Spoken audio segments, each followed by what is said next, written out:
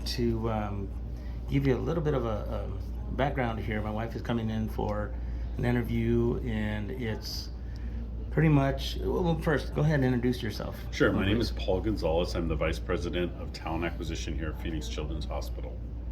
Excellent. And so she got a notice Right. in an email, and she went ahead and signed up, and it was today, right? Right. So what exactly is this that we're at? Right. We are at an on site job fair that's literally on premises of Phoenix Children's Hospital, and we are looking for a number of positions. It's a great time to be, whether you're a clinical person, an RN, for instance, or a patient care tech.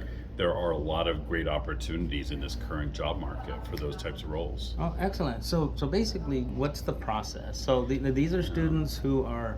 I usually have students who are coming in either at a high school and wanting to go into nursing. They have to go into, or even some other areas too. Yeah. So what are this process that they? Yeah, and would be going I'm through? a big advocate of really embracing the whole how to obtain a job process, right? How to build an effective resume, how to interview effectively, how to negotiate your offer effectively. I really believe it's a life skill that you need to get good at, because let's face it, throughout your entire life, you will change jobs multiple times, right? Yeah. And so be good at it. Be good at, developing a strong resume, interviewing effectively, doing all those things that you need to do to be able to get the best job that will change your life, basically, right? Yeah. This is a big deal to have a good job. Yeah, definitely. And so these students are, again, going through the first steps. Yeah. What do they need to prepare to, because they need to get this in order to get into the nursing program. Right. So, but before that, can they do anything? I mean, can they practice Yeah. doing interviews or? Absolutely. And not only that, but definitely mock interviews are good. Having others review your resume so that your resume is as perfect as it can be, not having any errors in your resume.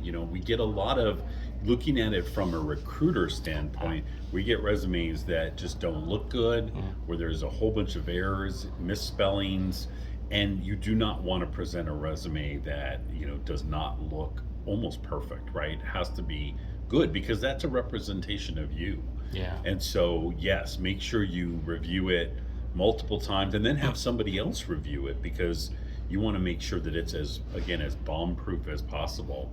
And I encourage people, if you're really trying to get into nursing, get involved, whether it's volunteering at your local hospital, getting internships, do all of those things to really enhance your resume and the experience as you go into your chosen field. Yeah, and it's interesting because my wife has been in nursing, and there's so many different things that she's done in nursing. So it's not Sure. just Absolutely. Great point. straight Nursing is so wide. broad now, right? I mean, you could do everything from management to training, Yeah. not to mention just the all the different specialties. It's incredible. Yeah. So here at Children's Hospital, what?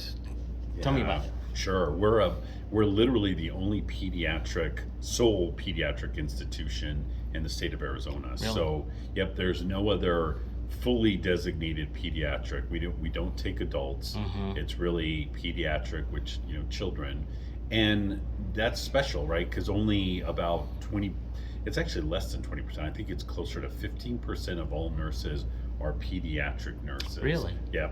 Oh, wow. The rest are adult. And so it's a special honor, in our opinion, to be able to work with these children.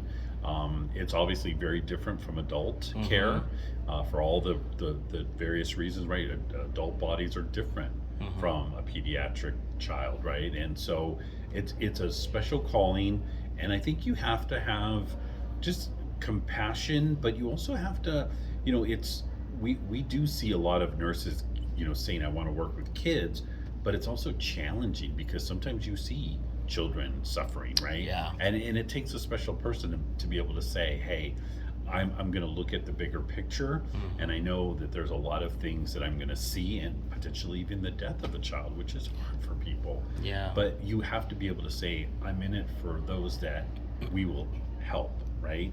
Yes, we're going to have some of those, and that's going to happen, just like it does in the adult world. Exactly, and you talk about the rewards of seeing a kid being sick and then walking off and walking And they have home. a long life ahead of them, right? So, yeah, those are the victories that you take a look at and hold on to. Excellent. So, so then basically this is a place right now where they can come in. What do they need to do when they come in? Let's say that they want to go check out a job fair. Yeah, so you have to be ready with your resume. I would say, again, strong resume. You're showcasing who you are. So when you're at that job fair, you're basically given a 15-minute interview. Okay. And that's your opportunity to really sell yourself. And based on that interview, there's likely going to be a follow-up interview, and then a potential job offer could come out of that. And so that's the process typically at these job fairs. Sometimes you'll see job fairs where they do make offers on the spot, but that's not too common these days. Yeah. Okay. So going back to the resume, where would be a good place? I know that resumes change. There's different styles and such. Sure. Is there a particular place or something that you could recommend? Yeah. Google. If you just literally Google how to do a great resume, you'll get 101 sites that will make their recommendation. There's a lot of templates out there, and so pick one that's going to work for you. Pick one that will showcase your experience and just has a good format that you're comfortable with, and just make it the best that you can.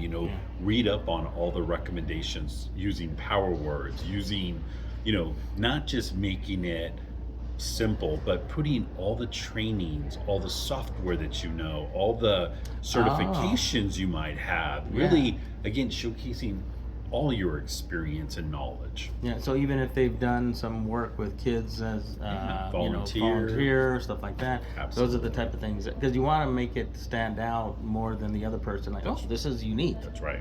We don't have anyone like that. Exactly. So this worked out well. Yeah. Okay, fantastic. I'm trying to think. Anything else that you would like to advise? Just, know that we're in a very good labor market, so you have a lot of opportunities, and I would say, be selective. Choose the right opportunity for you. Interview for the opportunities that you're passionate about, because I think the one thing is you don't want to, just accept a job just because, and then leave that job 4 months later and have a resume that looks spotty, right? Because then people are going to question your ability to stay. And so make good decisions. Pick the jobs that you're passionate about, where you feel like you can make a difference, and you'll want to be engaged, right? Because then you're likely to stay there longer and be more successful. Exactly. One of the things I've always told my kids, but also my students too, is when you are wanting to do something, and this was told to me when I was younger, go talk to someone who is in that job that you're interested in, and what's a typical day like? Ask them that type of question. Absolutely. Any other recommendations like that? Yeah, for sure. I think there are so many great personality / career assessments. I'm a big believer in every person has their strengths. Pick an area that is going to complement those strengths that you naturally have, and then work won't seem to be so much as work as it is. I'm thriving because this is a natural gift that I have, or a strength that I have. The Gallup organization has something called Strength Finder.